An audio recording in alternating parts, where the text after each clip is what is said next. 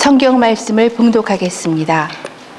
고린도후서 5장 18절로 21절까지의 말씀입니다.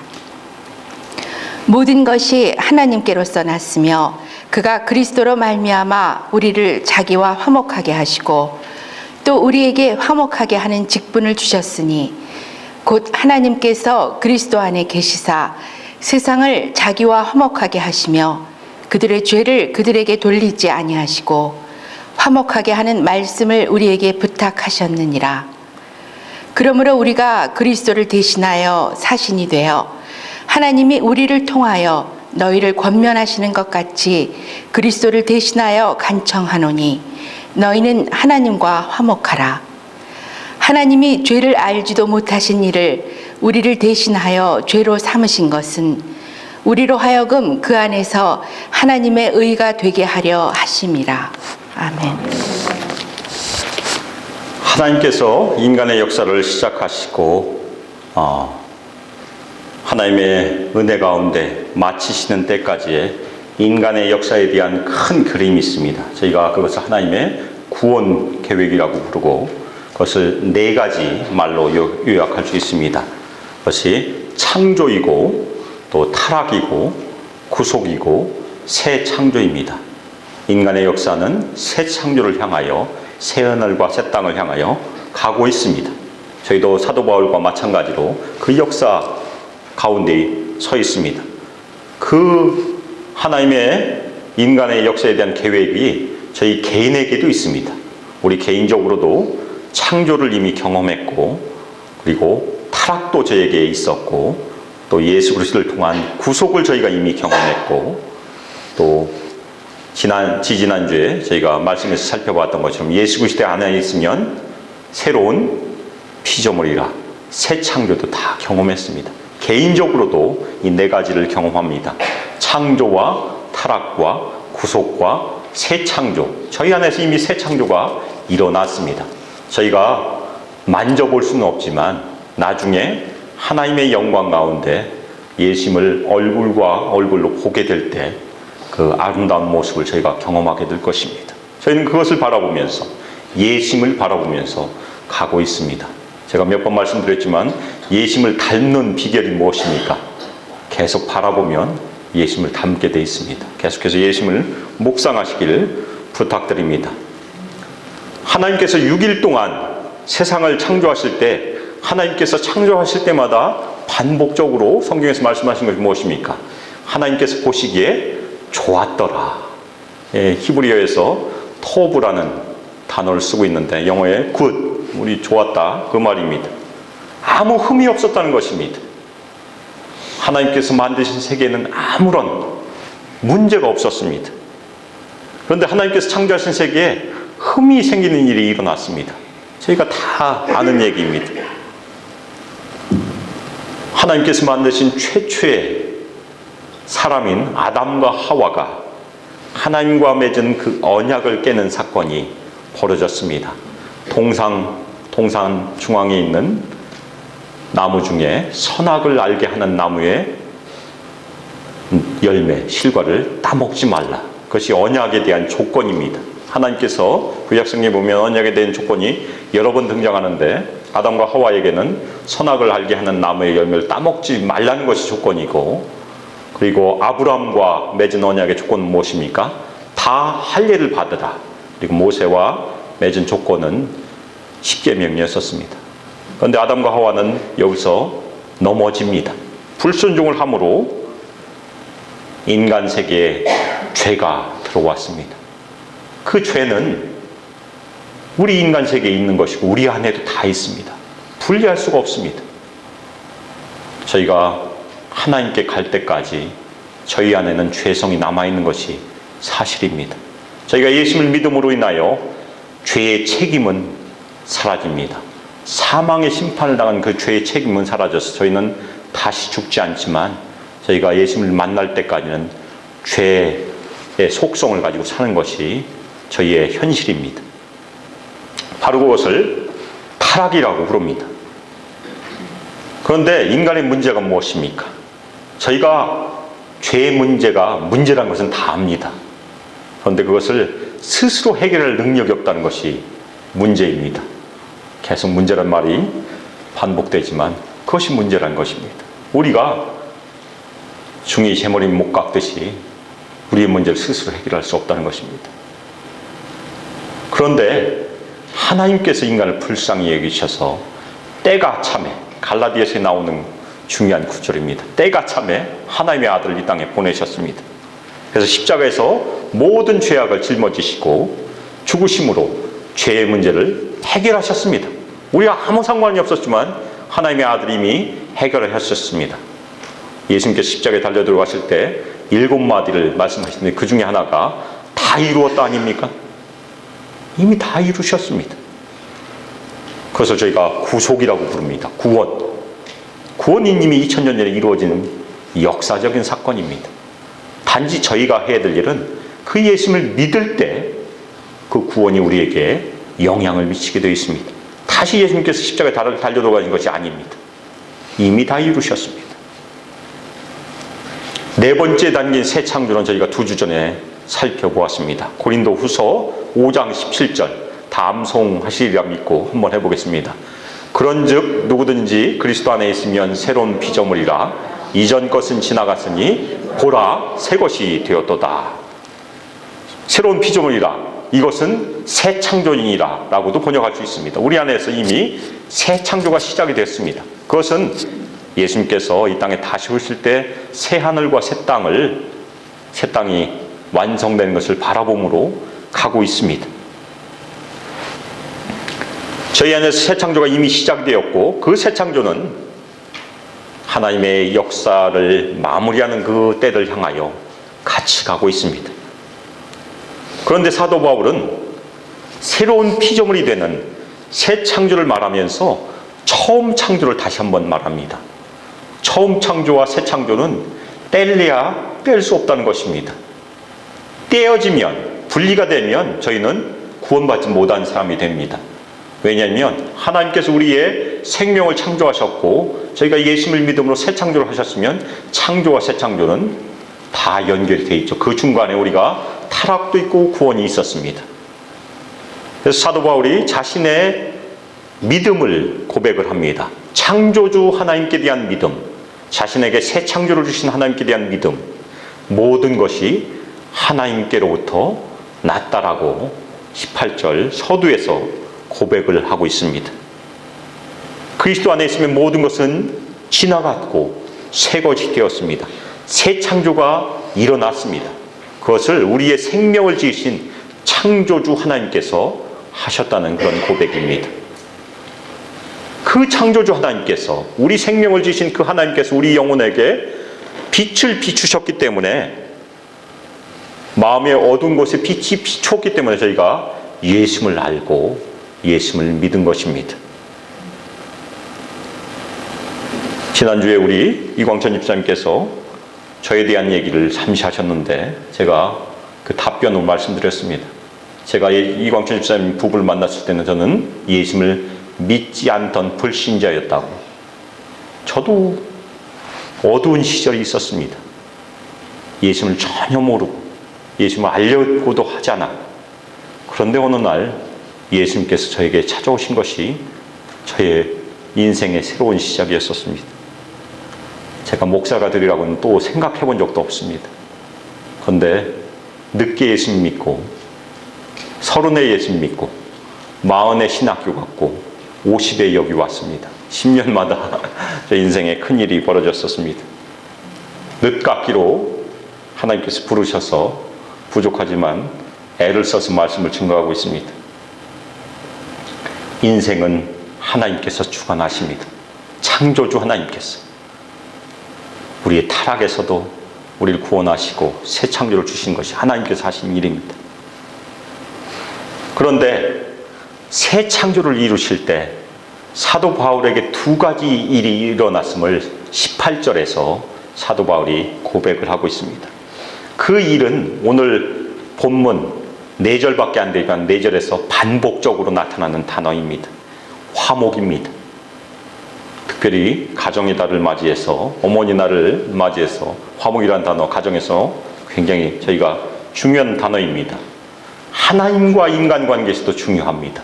나라와 나라의 사이, 그리고 사회에서도 화목이 굉장히 중요합니다. 첫 번째 하나님께서 바울에게 해주신 것은 그리스도로 말미암아 바울을 하나님과 화목하게 하셨다는 사실입니다. 그리스도로 말미암아 굉장히 중요합니다. 예수 그리스도의 십자가의 죽으심을 통하여 하나님께서 사도 바울과 화목하게 하셨다는 그런 사실입니다. 그런데 이 화목하게라는 원래 의미는 바꾸다, 변경하다는 그런 의미가 있습니다. 특별히 적대적인 관계가 우호적인 관계로 바뀌는 것을 의미합니다. 사도 바울만 이 말을 자신의 서신에서 사용하고 있습니다. 하나님과 인간과의 관계에서의 어떤 변화가 필요합니까? 아담과 하와가 범죄함으로 인해서 인간은 하나님과 원수가 되었습니다. 그 원수된 관계, 적대적인 관계에서 우호적인 관계로 바뀐다는 것이 화목입니다. 그것이 인간이 한 것이 아니고 하나님께서 하셨습니다.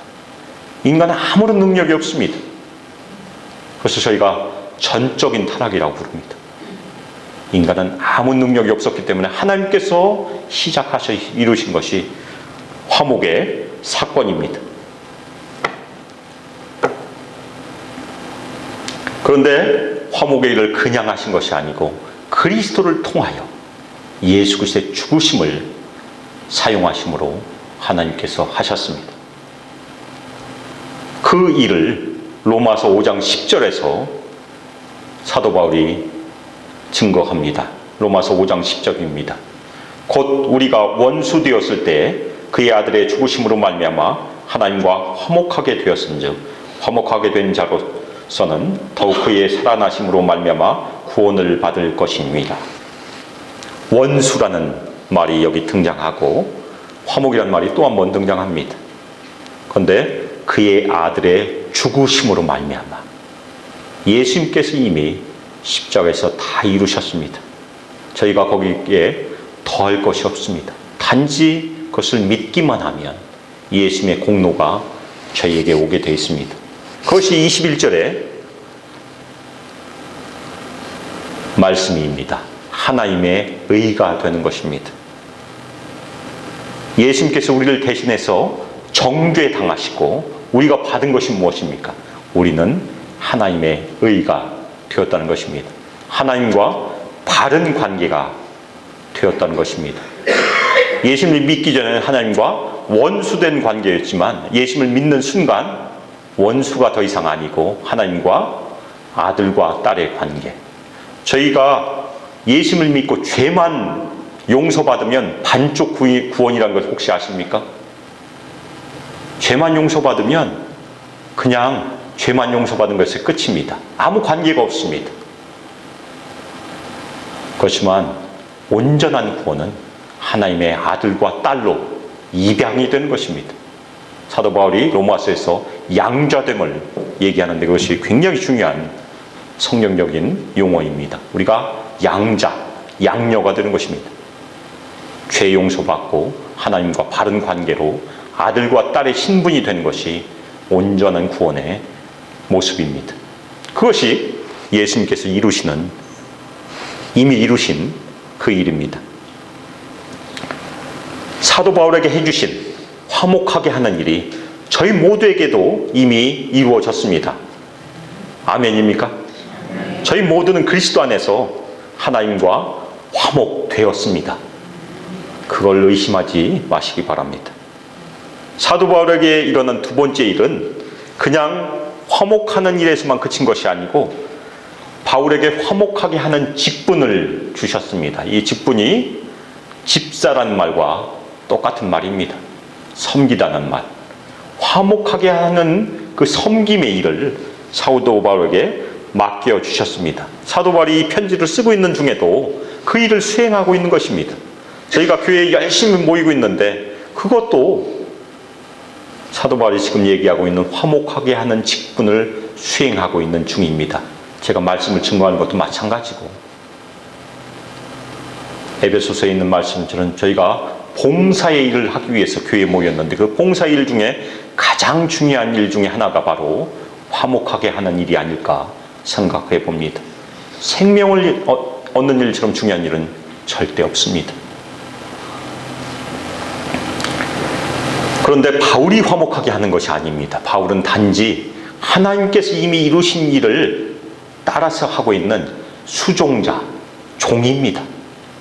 영어로 얘기하면 에이전트일 뿐입니다. 이미 하나님께서 이루셨고 그것을 선포하고 사람들을 설득하고 저희도 마찬가지입니다. 누구나 다 복음 전도자로서 부름을 받았습니다. 저희가 만난 사람들에게 예수님의 이 화목해 하시는 사역을 저희가 선포하고 증거하고 설득하는 일이 전도하는 일입니다.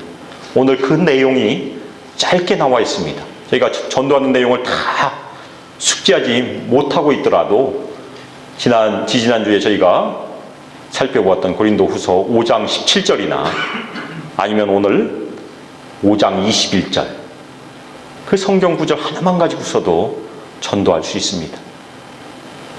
사도 바울이 화목하는 직분의 내용, 화목하는 일에 대한 내용을 19절, 20절에서 다시 한번 설명을 하고 있습니다.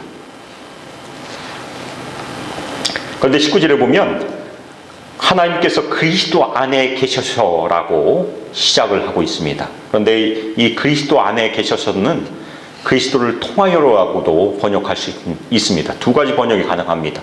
첫 번째, 하나님께서 그리스도 안에 계신 것은 예수님께서 인간의 몸을 입으시고 이 땅에 오신 것으로 이해할 수 있습니다. 저희가 그것을 성육신이라고 부릅니다. 인간의 몸을 입으시고 이 땅에 오신 사건. 그래서 이 땅에 오셔서 우리를 하나님과 화목하게 하시고 우리의 죄를 우리에게 돌리지 아니하셨다. 그것이 첫 번째 내용으로 설명할 수 있습니다. 또 하나, 그리스도를 통하여라고 저희가 번역을 하면 예수 그리스도의 십자가의 죽으심을 강조하게 되기 때문에 예수님의 구원의 사역이 강조됩니다. 두 가지가 다 가능합니다. 이 땅에 사람의 몸을 입으시고 이 땅에 오셔서 화목의 일을 담당하셨던 예수님의 사역이나 그리고 십자가의 죽으심으로 우리를 구원하셨던 그 구원의 사역이 이 19절에 다 녹아 있습니다. 전체적으로 보면 저희가 21절 특별히 죄를 알지 못한 예수님께서 우리의 죄를 지신 그 사건으로 보면 구원이 더 강조된 것을 볼 수 있습니다.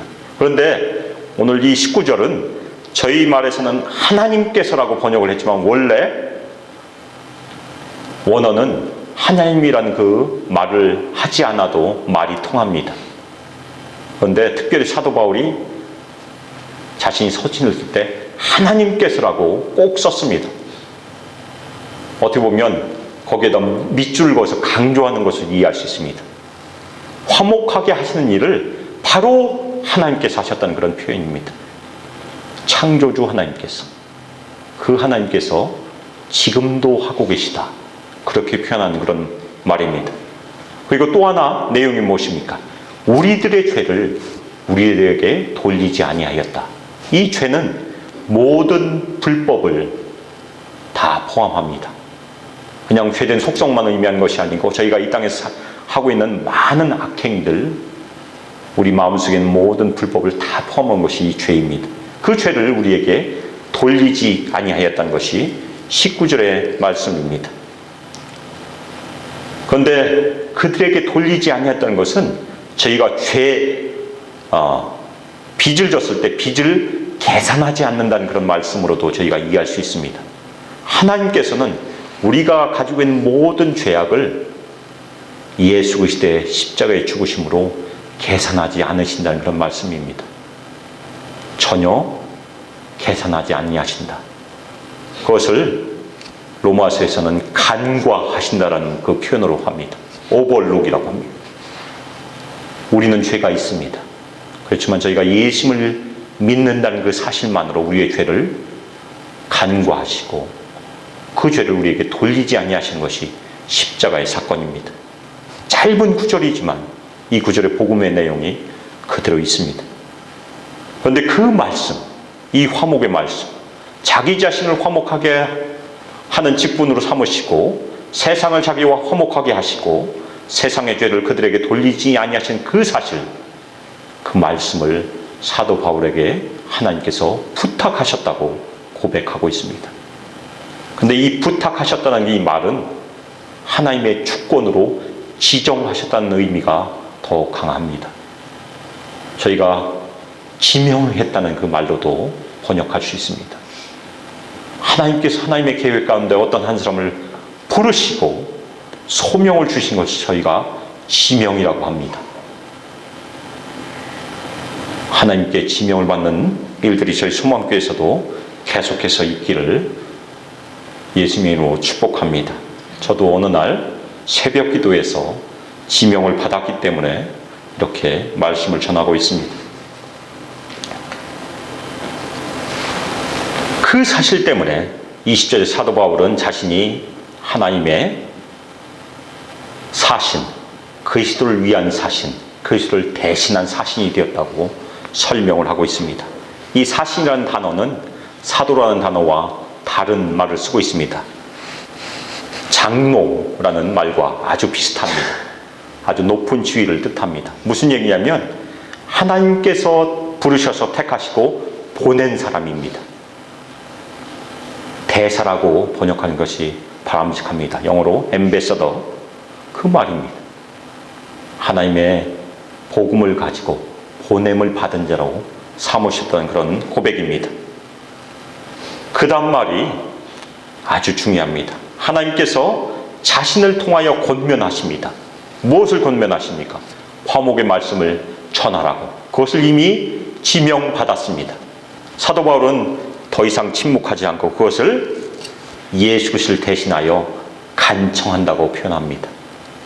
첫 번째는 자신은 하나님으로부터 권면을 받지만 바울이 사람들에게 하는 것은 훨씬 더 강한 용어를 사용합니다. 간청한다는 것입니다.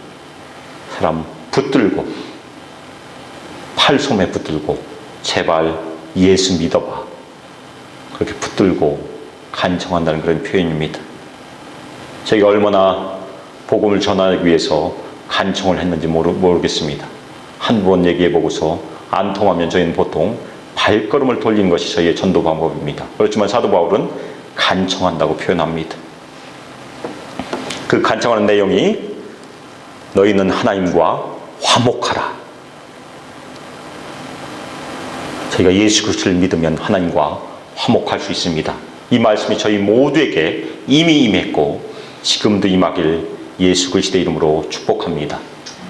그런데 원래 원어의 의미는 하나님과 화목하라라고 번역하는 것보다는 하나님과 화목되어라라고 표현한 것이 더 바람직합니다. 우리는 항상 수동적입니다.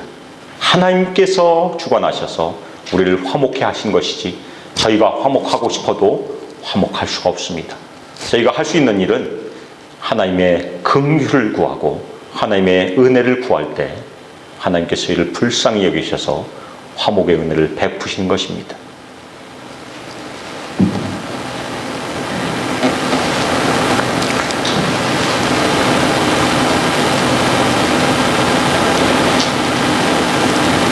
하나님께서 이미 화목의 일을 2000년 전에 십자가에서 다 이루셨습니다. 저희 모든 그 일을 믿고 예수님을 믿었고 다 화목되었고 오늘도 하나님 앞에 저희가 예배드리러 나온 것입니다. 저희가 이 땅에서 해야 될 일은 이미 하나님께서 이루신 일을 복음 전도자로서 계속해서 전파하는 일이 화목하게 하신 것을 전하는 직분입니다. 사랑하는 여러분, 우리 모두 하나님과 화목되었습니다. 하나님께서 우리 모두에게 해주신 일을 21절에서 사도 바울이 얘기해 줍니다. 21절 함께 읽겠습니다. 예. 하나님이 죄를 알지도 못하신 일을 우리를 대신하여 죄로 삼으신 것은 우리로 하여금 그 안에서 하나님의 의가 되게 하려 하심이라. 예수님께서 죄를 알지 못하신다는 것은 신약 성경에 여러 군데서 저희가 찾을 수 있습니다. 그 중에 두 군데를 저희가 찾아보겠습니다. 하나는 예수님 안에 죄가 없다는 그런 구절입니다. 요한일서 3장 5절입니다. 그분 안에, 그분의 생각 안에 죄가 없음을 표현하고 있습니다. 우리 죄를 없애려고 나타나신 것을 우리가 아나니 그에게는 죄가 없느니라. 우리 성경에는 그에게는이라고 번역을 했는데 그 안에는 죄가 없느니라고 번역하는 것이 더 바람직합니다. 예수님 안에는 전혀 죄가 없다는 것입니다. 예수님의 존재 안에는 죄가 없다는 그런 말씀입니다. 또 하나는 베드로전서 2장 22절인데 거기서는 예수님께서 죄를 범하지 않았다는 그런 말씀입니다. 그는 죄를 범하지 아니하시고 그 입에 거짓도 없으시며, 예수님께서는 그 존재 안에도 전혀 죄가 없으셨고 이 땅에서 공생의 사역을 하시면서 이 땅에 계시는 동안 아무 죄도 범하지 아니했다는 그런 말씀입니다. 그런데 예수님께서 우리를 대신하여 죄가 되셨다. 하나님께서 그리스도를 우리를 대신하여 죄를 삼으셨다는 그 말씀은 어떤 의미를 품고 있을까요? 이에 대해서는 몇 가지 해석이 있는 것이 사실입니다. 그 중에서 한 가지만 살펴보도록 하겠습니다.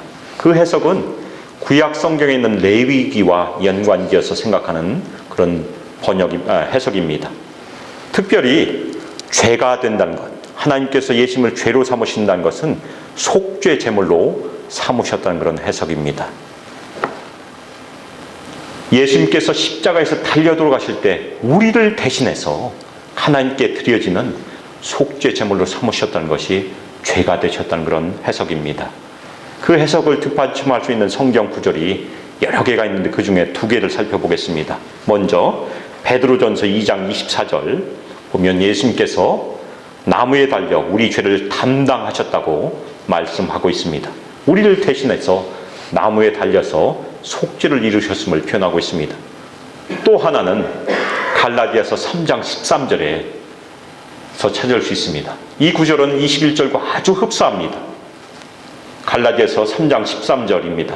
그리스도께서 우리를 위하여 저주를 받은 바 되사 율법의 저주에서 우리를 속량하셨으니 기록된 바 나무에 달린 자마다 저주 아래에 있는 자라 하였습니다.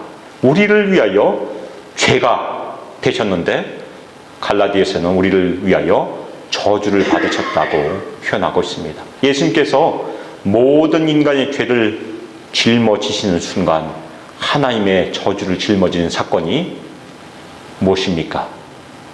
십자가에서 나의 하나님이여 나의 하나님이여 어찌하여 나를 버리셨나이까, 그 외침에서 발견할 수 있습니다. 하나님께서는 예수님을 십자가에서 우리를 대신하여 우리 죄를 지게 하시고 우리를 위하여 저주를 받으심으로 속죄 제물로 삼으신 사건이 바로 21절에 나와 있습니다. 그것이 예수님께서 이미 이루신 일입니다. 그 결과가 무엇입니까? 그 결과는 우리 모두 다 그리스도 안에서 하나님의 의가 되었다는 것입니다. 이것도 이미 이루어졌습니다. 하나님의 의는 하나님께서 우리에게 주시는 의라고도 저희가 번역할 수 있고 하나님께서 가지셨던 의라고도 번역할 수 있습니다. 두 가지가 저희 삶에서 예수님을 믿는 순간 일어납니다. 하나님께서 원래 가지셨던 의는 예수님의 의입니다. 저희가 예수님을 믿게 되면 어떤 일이 벌어집니까? 우리의 죄는 어디로 옮겨집니까? 예수님께로 옮겨집니다. 그러면 예수님께서 가지셨던 예수 그리스도의 의, 하나님께서 주신 의는 누구에게로 옮겨집니까? 우리에게 옮겨집니다. 그것을 전가라고 한자어로 로마서에서 사용합니다. 영어로 트랜스퍼가 됩니다. 우리의 죄는 예수님께로 옮겨가고 하나님의 의, 그리스도의 의는 우리에게 옮겨집니다. 우리는 아무 공로 없지만, 우리가 한 것 아무것도 없지만 단지 예수님을 입으로 신하고 마음으로 믿을 때 그 엄청난 일이 일어난다는 것입니다. 우리는 이미 하나님과 바른 관계, 아들과 딸이 다 되었습니다. 오늘 말씀에서 저희가 화목하게 하는 직분에 대해서 같이 말씀을 나눠봤습니다. 그러면 이 땅에서 저희가 어떻게 결단을 할 수 있겠습니까? 이 말씀을 가지고 어떻게 적용할 수 있겠습니까? 우리는 먼저 하나님과 화목되어야 합니다. 만일 하나님과 화목된 경험이 우리 삶에 없다면 지금 이 시간 하나님의 은혜를 의지하고 하나님께서 이미 이루신 화목하게 하신 일을 믿음으로 받아들이시길 예수 그리스도의 이름으로 부탁드립니다. 그것이 첫 번째 저희가 해야 될 일입니다. 예수님의 이름을 믿으면 예수님께서 이미 십자가에서 이루신 그 사실을 저희가 믿음으로 고백하고 받아들이면 저희는 하나님과 화목되게 되어 있습니다. 두 번째, 저희가 이미 화목되었지만 그 화목을 잃어버릴 수도 있다는 것을 저희가 명심해야 됩니다. 이 서신을 받고 있는 고린도 성도들은 이미 예수님을 믿는 성도들이었습니다. 그런데 그 성도들 향하여 사도 바울이 너희는 하나님과 화목되어라라고 명령하고 있습니다. 왜 그렇겠습니까? 고린도 교회는 많은 문제들이 있었습니다. 그 문제 때문에 성도들 사이에 화목이 다 깨졌습니다. 그것은 하나님과의 화목도 깨졌다는 것입니다. 특별히 어머니 날이니까 자식들 중에서도 말 잘 듣는 자식이 있지만 말 안 듣는 자식도 있기 마련입니다. 다 효자, 효녀면 얼마나 좋겠습니까? 관계는 깨지지 않습니다. 혹시라도 화가 나서 호적에서 파버릴 거야. 뭐 그렇게 저희가 할 때도 있지만 진짜 파버리는 분은 없습니다. 관계는 있지만 사이는 나쁠 수 있습니다. 그렇죠? 우리도 그렇습니다.